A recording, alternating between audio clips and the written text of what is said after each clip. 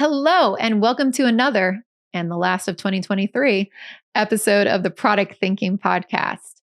What a year 2023 has been. It does not feel like Silicon Valley Bank's collapse and the takeover of OpenAI happened in the same year, but it did. We got ChatGPT this year. It has been wild. What a year in tech. We have been reflecting on the great insights and all the happenings of tech and all the stories we've heard from amazing product leaders here at the Product Thinking Podcast. And today we wanted to pull together a look back at some of our most memorable segments for you in this best of episode.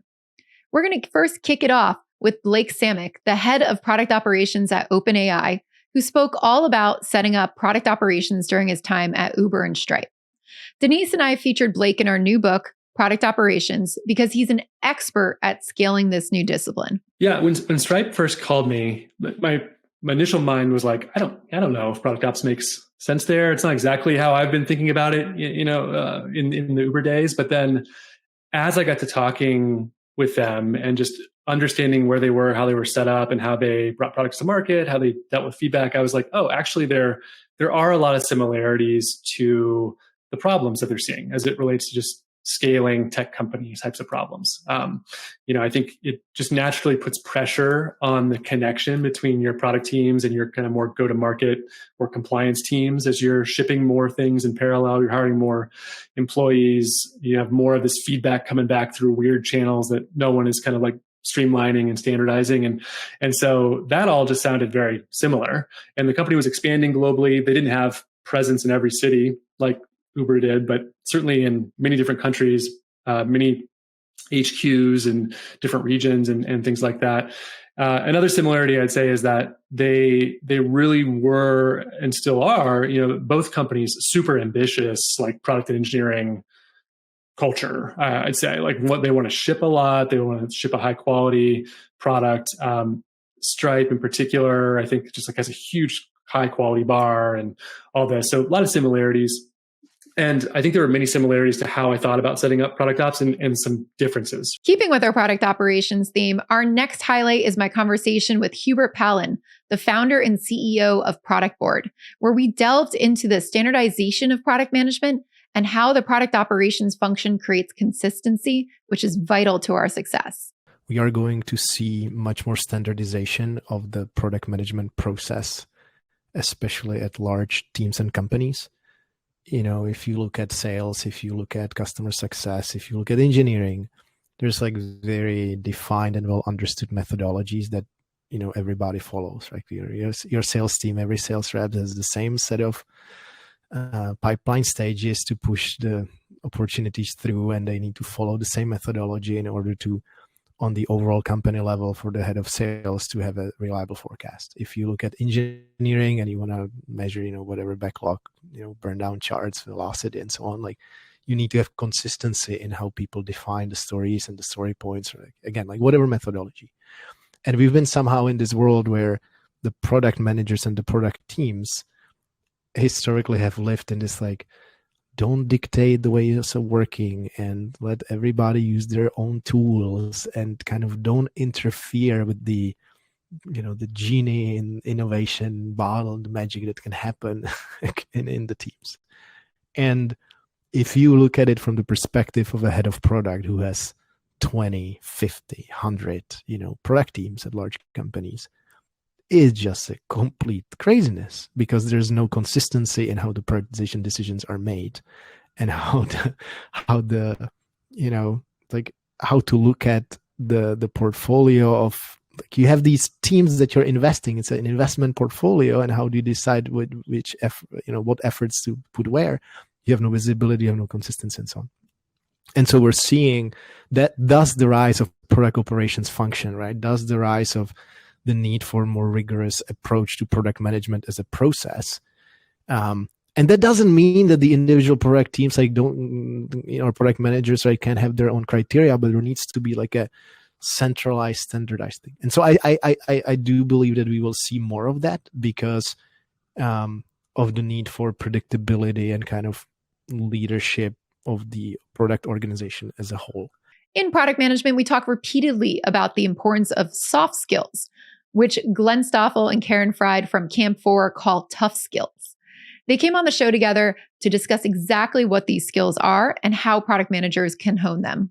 Because I think within there is a really interesting place to explore. And as you're growing from product manager towards a CPO, say, if I were to advise companies around the planet, the one skill they're probably not investing in that they should be, it's facilitation. And oftentimes strong product people have great visions, really strong opinions. They can see where the dots connect. They can have a great vision for how that customer experience is going to work, how that employee experience is going to work. But you can get caught in a trap of control versus collaboration. Even when attacked in a meeting, you would tip your head and you would feel something for them because you understand where they're coming from. You don't agree with their behavior, but you do understand where they're coming from, and that change is difficult, that this is scary. I wouldn't necessarily have a therapy session with them right then and there, but when you're coming from an empathetic place, your reaction and your mode, I think, changes a lot. Becoming a chief product officer can be a roller coaster of a ride.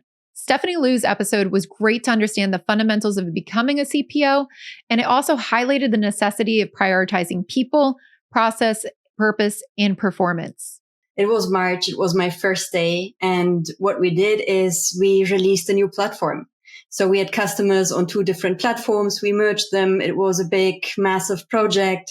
We released it the day I joined, and then we went down for 2 days, right?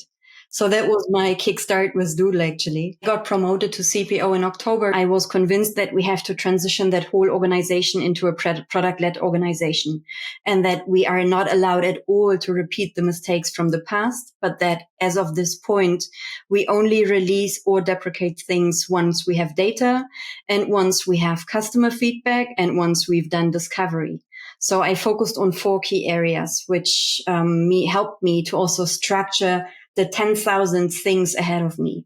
I focused on people, purpose, process, and performance. And that's how I evaluated the organization. So I looked on the purpose side.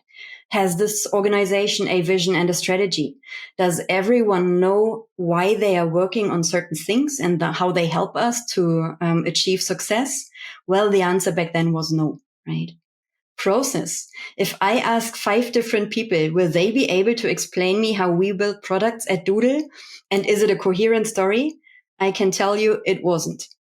People. Do they have clarity? Do we have the right roles? Do the people have a clear understanding of their responsibilities? Do they collaborate well? Obviously, that was like potentially the best area of all of the 4 areas, but also there was room for improvement. And I always tell my teams that only if these 3 things are in place and if I have a proper setup for my teams, then I can also expect performance.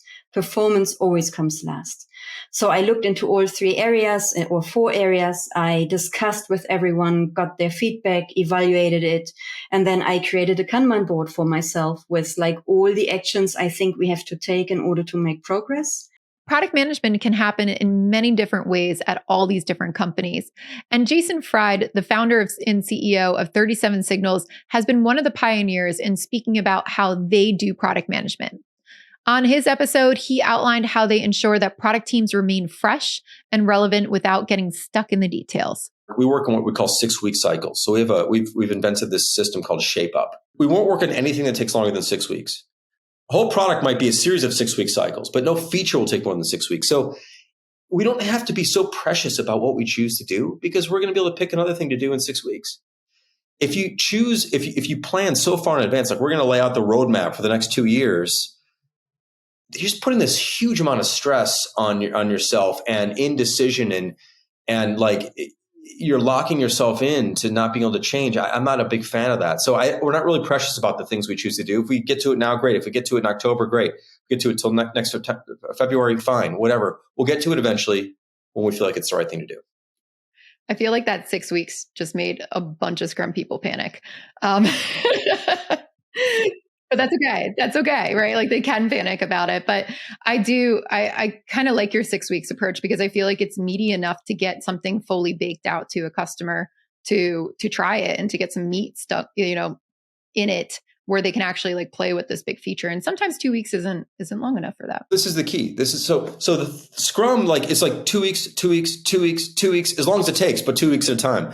No, 6 weeks is the most anything can take for us. And we only have 2 people working on it, 1 programmer, 1 designer.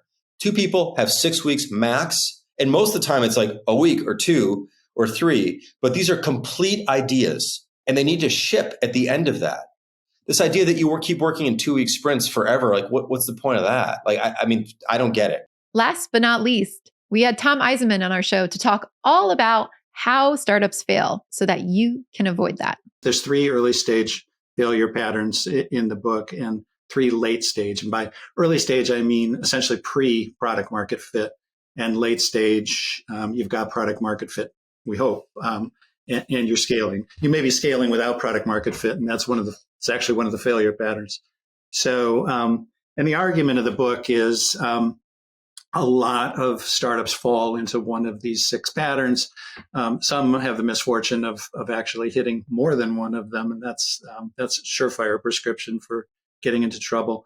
The early stage patterns are false start, bad bedfellows, and that's the Quincy example I just gave, and false positives. Then there's a whole failure that comes from scaling and trying to actually grow things.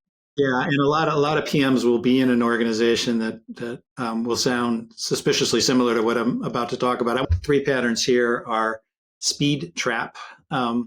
That's the number 1 killer of late stage startups. The second one is help wanted. And then the last pattern is cascading miracles, where somebody's doing something audaciously big and bold. Think Tesla, think SpaceX, again, Elon, think of Federal Express 50 years ago, which was a crazy idea to ship packages from Buffalo to Cleveland by sending them down to Nashville and putting them on a second airplane. It was the biggest venture capital startup in history. And so sometimes these things work, but often with a cascading miracle, so many things have to happen correctly. And if any one of them goes wrong, you need all the things to go right. And it's a miracle if they all go right. And there we have it, a recap of some of our top pieces of wisdom from top product leaders. We hope you enjoyed this year of the Product Thinking Podcast, and we cannot wait to see you in 2024. Remember to like and subscribe to our podcast so that you never miss an episode on Wednesday. And also reach out to me and let me know what questions you have for our Dear Melissa segment.